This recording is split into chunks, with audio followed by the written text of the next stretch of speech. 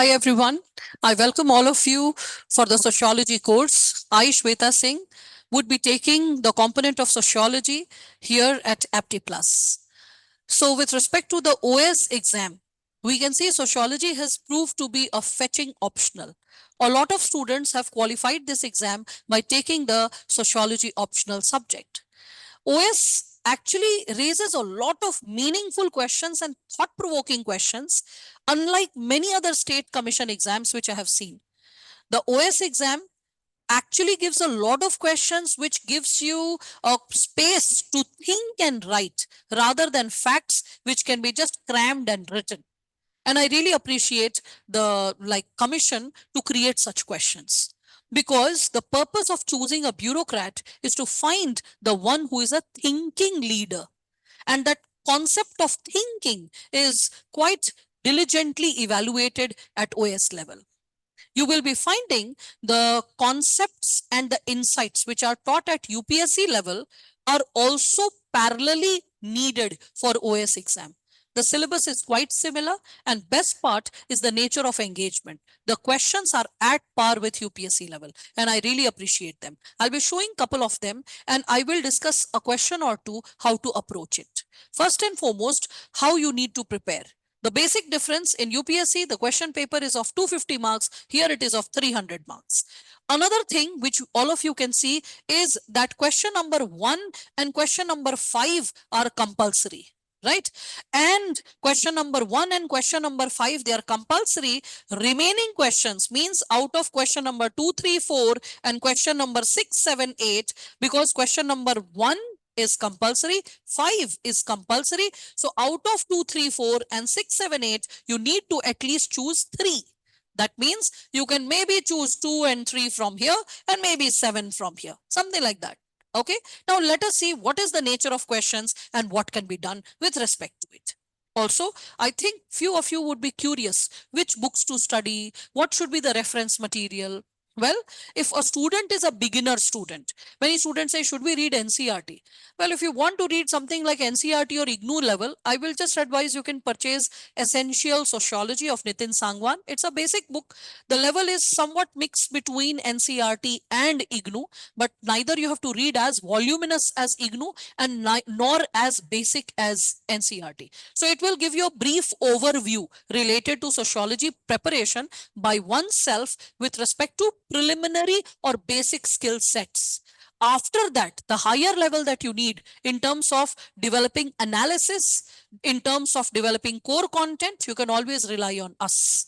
We would be providing you a lot of content. Every lecture gets supported with reference material, which you can, so that's like, that's how you save time of the student by not dictating for hours together. Whatever has to be dictated, I believe, can be supported in the form of notes as well. You give the notes, tell the student how to prepare keywords, how to select keywords, how to memorize those keywords and reproduce in the answer. Along with the handouts, which are like we can say daily lecture notes, I also provide the booklets, like reference material booklets from all national international sources, which is supportive material for overall preparation. Content coming from like thinkers, if I'm talking about it. So 3 thinkers coming, the insights coming from Ritzer, 2 thinkers coming from, we can say, Abraham and Morgan. And along with that, we can also refer the IGNOU material for Parsons and Merton, really good. We can also find like a lot of good quality content for paper 1 associated with Harlambus and Holborn. Topics like social stratification, politics and society, family, marriage, kinship. Oh, you can really rely on Harlambus. But you don't need to buy so many books, right? How and why? Because everything that you need to read from those books, I have picked those paras, handpicking them, I have consolidated in the form of a booklet. You read the booklet, your reference is also done. So you don't need to be scared that, oh, I have not referred a lot of books. The consolidation of all the books is there in the booklets. There are 8 booklets that shall be provided. We can also consolidate it in 4 if you want, like thicker booklets that can also be provided. Now, with respect to the question paper, when we are reflecting upon it, let us see just getting a brief glimpse of paper 1 and paper 2. So we can see the section A in UPSC it asks 5 questions. Here it is asking only 3 questions. Okay. But marks is more. In UPSC it's 10 marks question, 5 questions. Here you have 20 marks questions, 3 questions. Out of 4, you have to choose 1. Questions are very direct in nature, and all these facts are mentioned either in the class hand notes or they are supported in the books, the booklets which I provide. So a very direct question, sociology and its relationship with anthropology, they are called twin sisters. Okay. Again, social distance scale, it is one of the research method tools which is helpful in conducting research and consolidation of data. So Bogarda's scale, okay, is also social distance scale as it is referred. You can see that and you can read about it more. Again, elements of scientific method. This is just directly from chapter 2 sociology as science, that how we can see sociology is a science, what are the core elements of scientific method, and then briefly towards the end you have to reflect how those methods are used in sociology. Furthermore, we can see the topic anomy, right? So you can connect it with thinkers and you can develop the concept per se. Then comes question number 2, 3, 4. You have to choose either 1 or 2 from section A, right? So direct questions like industrial and French Revolution in the emergence of sociology, that is chapter 1, and exhaustive material has been supported from it. If someone wants to read this from one's own source with other reference material, IGNU provides very good quality content related to this. What do you understand by content analysis, research methods and techniques? The topic goes from there. What do you understand by caste? Differentiate it with class. So you can see this in UPSC. The difference with respect to the questions is you get, suppose it's question number 4. So in question number 4, you may get 2 or 3 subparts. Okay, generally there are 3 subparts, 20, 20, 10. Here, easy thing is you just have one question, 60 marks, just one question. So if you prepare one question, so in UPSC, they make you write more. Here, they are not making you write more with respect to many types of question. Variety, you don't have to engage too much with it. Best part is this. And direct questions like this. What do you understand by caste? So features of caste system, maybe a definition or two from sociologists, because that provides sociological validity to your answer. When you put that and then you differentiate it with class, like what is class? Again, a definition from some sociologist. See, in GS, you don't need to write definitions because GS is general studies, but sociology is science of society. And because you are not the scientist, you are not the researcher. So how can you prove that what you are writing is validated, is well researched, is comprehensive? By borrowing the insights of established sociologists or some research body. If there is a fact or data that has to be written with respect to chapters like urbanization, population, or poverty, then research bodies would do. But when we are talking about topics like these, then rather than research bodies, you have to quote thinkers. Okay. So with respect to it, you have to then, so first part of the question is what is your understanding of caste? So what is define caste? After that, features of caste system, quote a thinker or two, and then after that, compare caste with class. First, what is the understanding of class? And then if you are running short of words, then you can make 2 columns also, caste versus class. You can paraphrase it also, like one feature of caste compared with class, like it is an open system, that is a closed system. Okay. And various other features, which again we discuss in the content discussed in the class. So you can refer our material and straight away pick the material and put it to good use. In terms of class, middle class is a hotcake topic. UPSC and OS both love it. So do prepare middle class thoroughly. Again, when we move ahead, we can see the section B, the first part is compulsory. Out of 4 questions, you have to attempt 3. Sociology as science, pretty direct, like chapter 2, paper 1, I mean, you can just pick it. Role conflict, pick concepts from Merton and just substantiate it comprehensively. Socialization. Socialization, a term which has been used by multiple thinkers. You can start with C.H. Cooley and you can further substantiate the insight. You can give a lot of references and insights coming from the chapter of family, marriage, and kinship as well. Again, you have gender issues. Gender issues is has been like evergreen happy topic, which is required to be prepared by like students across realms, even for GS paper. Forget about optional. This is a hotcake topic. So gender issues, what are the gender issues? You have to reflect upon it. All types of inequality that we can see women suffering from, starting right from the birth related inequality or natality inequality, which leads to imbalanced sex ratio, the death rate or mortality inequality because of lack of in time healthcare support not reaching out to them, or violence occurring towards them. You can think of it with respect to basic opportunity like healthcare education not reaching, or special opportunity like skill development not reaching out to them, higher education not reaching out to them, or inequality at workplace at all realms, discrimination, divide, unequal pay for equal work. There can be challenges associated with women in terms of abuse at workplace. There can be like other kind of challenges with respect to promotion. So you can just recall all the list and you can just put it here. You can also see gender issues will be related to property rights. It can also be associated with unequal distribution of work. In the name of division of labor, women suffer from a lot of household work, and that is called accumulation of labor by Dr. Amartya Sen. Okay, so a lot of gender issues you can reflect: gender issues inside the house, gender issues outside the house, gender issues pertaining to her participation and her wholesome well-being. Okay, then another direct question, 678, you have to make a choice. Direct question, Karl Marx's theory of class conflict. You can blindly follow my material, my notes related to it. Again, discuss Max Weber's view on Protestant ethic and spirit of capitalism. Very direct question. Again, my notes will be more than enough. With respect to all topics, my notes will be more than enough. Seeing the question paper, I'm just saying that to you. Okay, going ahead.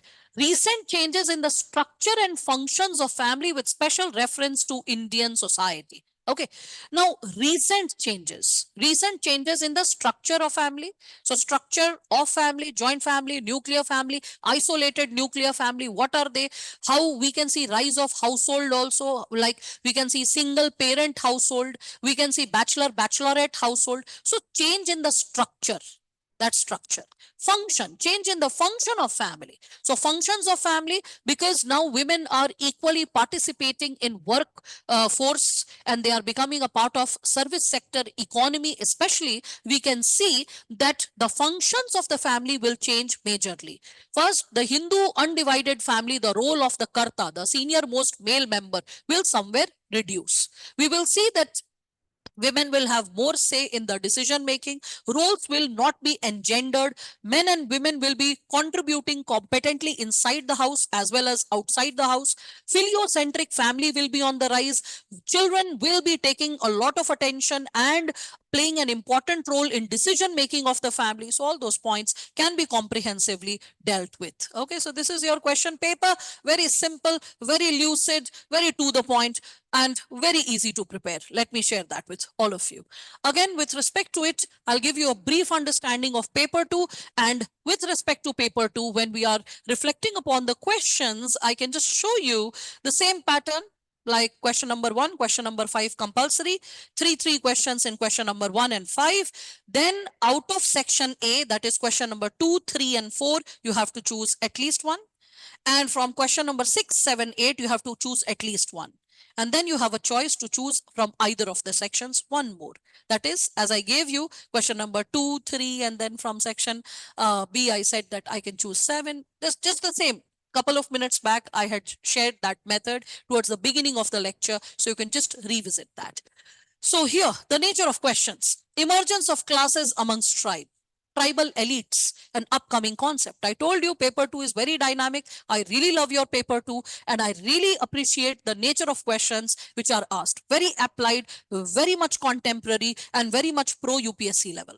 Okay, so this tribal elites concept, you can just bring in how tribes, when they are coming with a part of the mainstream economic force, taking up mainstream jobs, the component of class has now entered.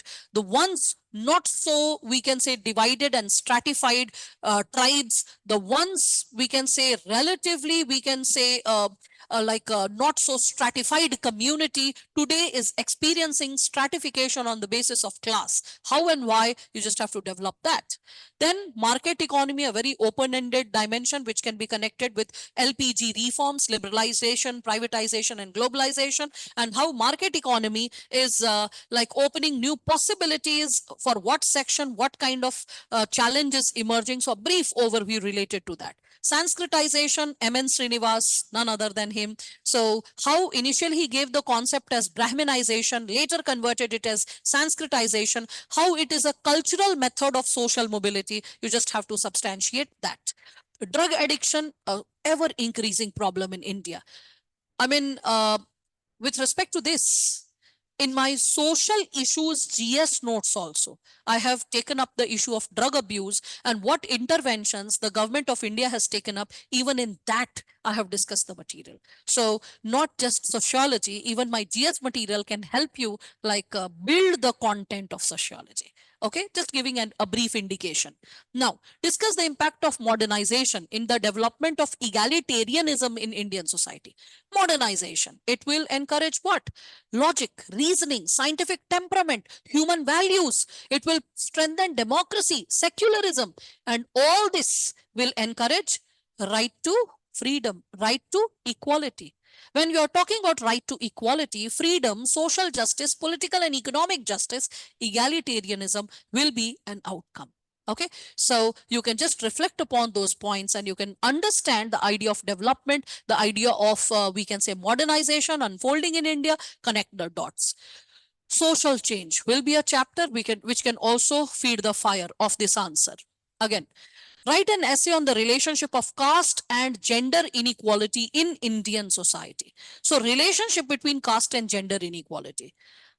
I very popularly say that this given statement that when we reflect upon patriarchy and when we reflect upon gender relation, it is less talked about, but it is ever present in all forms of inequality that we can witness in the society. A similar concern was also raised by UPSC in its essay. Yes, essay. Either 2020 or 2021. There was a question related to the same concern of this question in UPSC essay. It was patriarchy is least noticed, but the most significant structure of social inequality. So patriarchy is gender inequality. Patriarchy leads to gender inequality, right? And it is least noticed because we don't generally notice it, but it is most significant structure of social inequality because it is present in all. Anyway, so the concerns pertaining to it has to be discussed over here. So gender inequality, you have to recall the forms and you have to connect it with the caste relation. Okay, in terms of the participation of role, in terms of practices like concubinage, in terms of how women can be targeted and abused, in terms of there have been villages which have been one caste, one village, and there have been villages where have been intermingling of different caste groups. In either of the forms, we can see upper caste men exploiting lower caste women. So you can reflect upon that as well. Okay, nature of participation of women can also be reflected upon it. Upper caste women belonging to upper class as well. So upper class not allowed to participate in a rural economy, not allowed to step out of the house comfortably. Upper caste women, lower class, they will be allowed to step out of the house and work only after marriage, not before marriage. When we talk about rural economy, I repeat once again, because if someone is not paying attention to rural economy, a person may mistake it for the urban economy. In urban areas, relatively the dynamics will be more fluid and opportunities will be greater for women in India. Getting back to the game, when we are talking about the dynamics of caste with respect to gender inequality, we can see that lower caste women before marriage, they can work outside the house, but in the presence of the men of the family, father, brother, etc.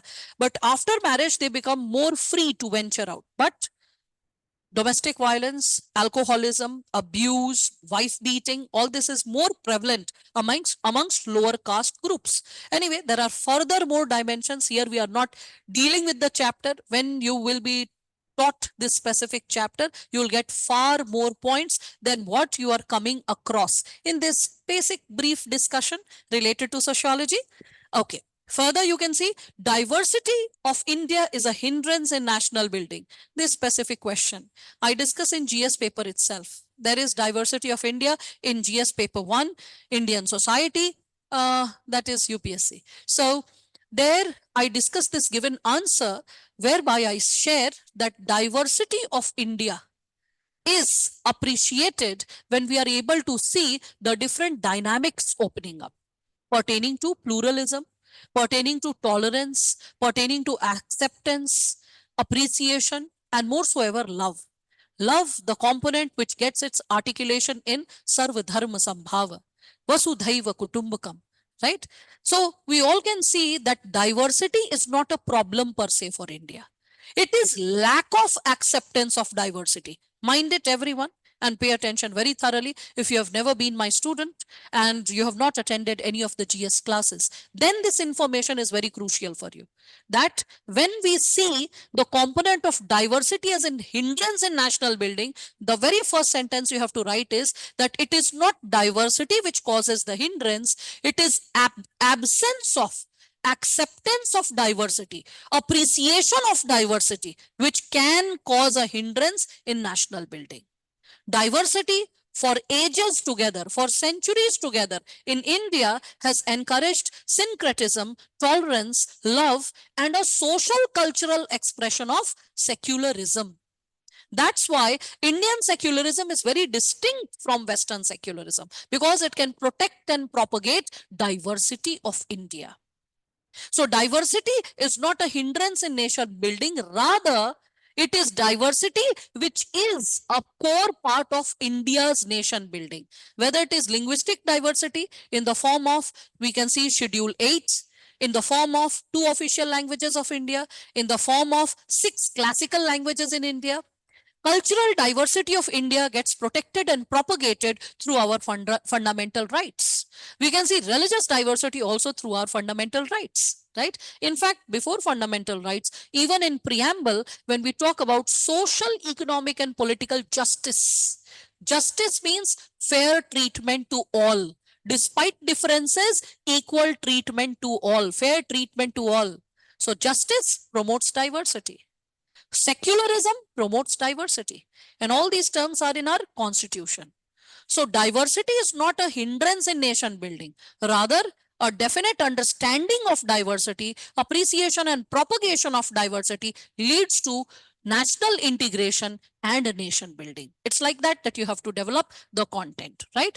A brief note with respect to the other questions that you can see. Now I'll not engage with the details of the question. I'll invite all of you to attend the session of sociology, to be a part of the family of sociology and gain a lot of deeper insights related to each topic. I think by now you must have sensed that there is so much to look forward to in the course, right? So a brief like overview is what I'll create, and then I hope it shall be motivating for all of you. So issues of like equality and social justice, couple of seconds back we were discussing that, right? So you can see that paths of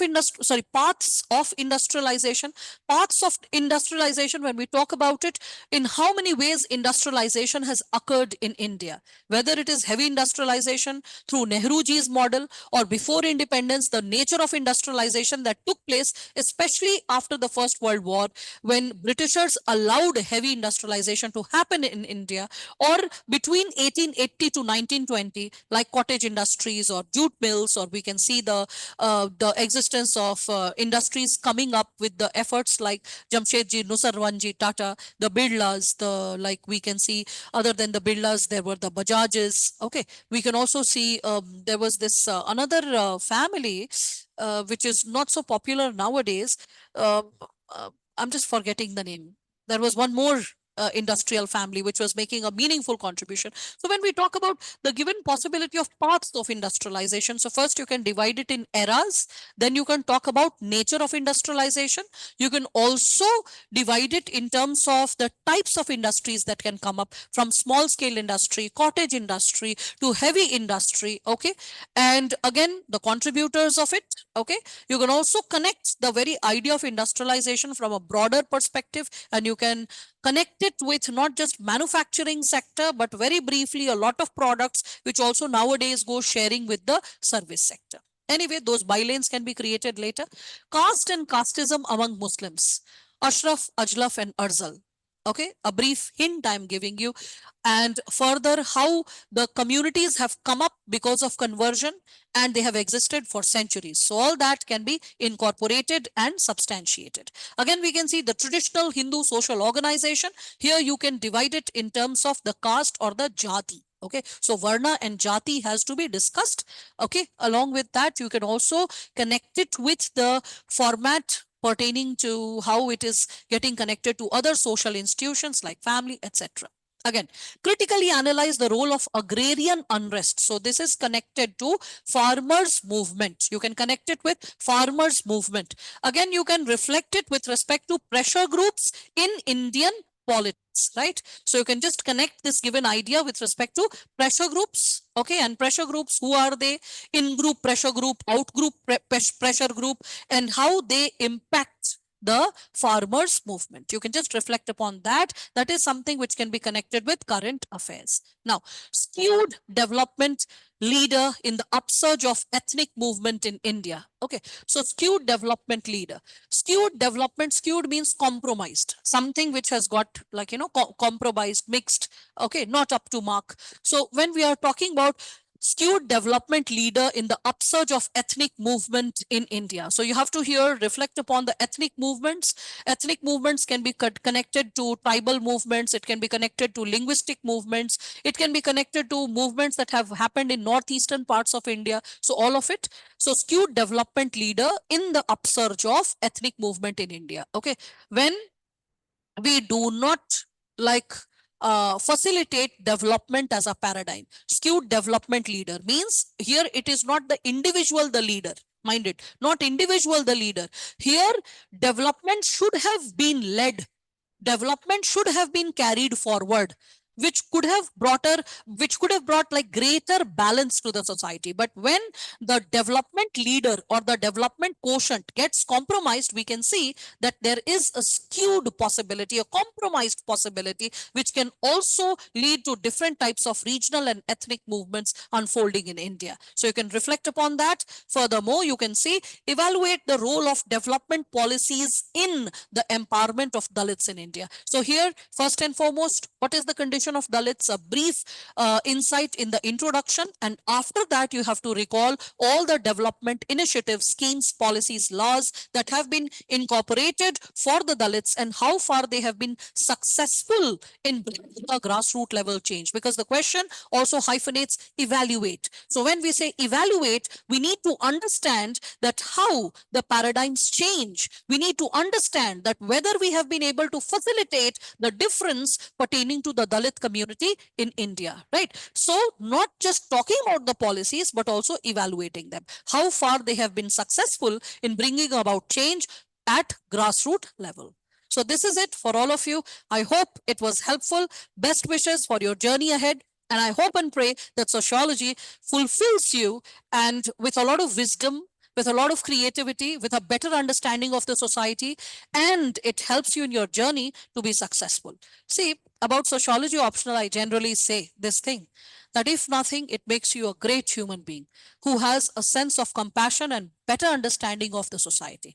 So I can ensure you that this is a win-win option in terms of not only enabling you with respect to your selection, but also enabling you as a future leader for the society. Okay, so thank you. On this note, signing off. Best wishes to all of you. Thanks.